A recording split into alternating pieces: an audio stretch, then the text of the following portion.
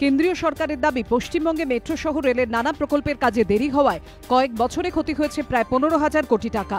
এই লোকসানের বহর আর বাড়াতে চায় না রেল মন্ত্রক।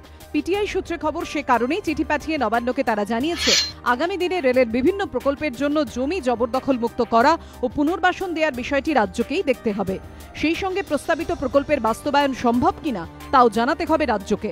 এছাড়া নিতে হবে শহরতলি এলাকার রেল প্রকল্প ও মেট্রোর কাজকর্মের দায়িত্ব। কিন্তু রাজ্যের অসমাপ্ত রেল প্রকল্পগুলির এখন কি হাল? 2015-16 সালের মধ্যে জোকা বিবাদীবাগ মেট্রোর কাজ শেষ হওয়ার কথা ছিল, কিন্তু মাঝেরঘাটের পর কাজ বন্ধ।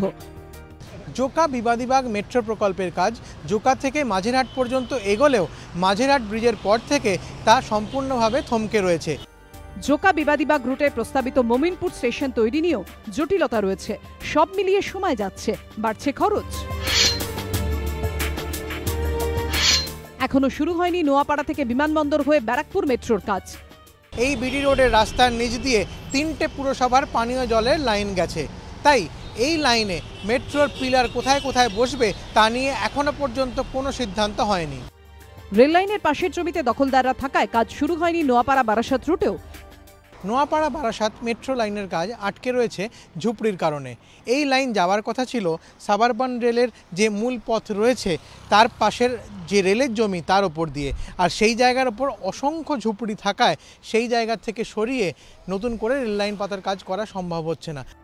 পিটিআই সূত্রে খবর, এই সব সমস্যা সমাধানের দায় এবার রাজ্য সরকারের ঘাড়ে ঠেলে দিল মোদী সরকার। সঞ্চয়ন মিত্র, অরিত্রিক ভট্টাচার্যের রিপোর্ট, এবিপি আনন্দ।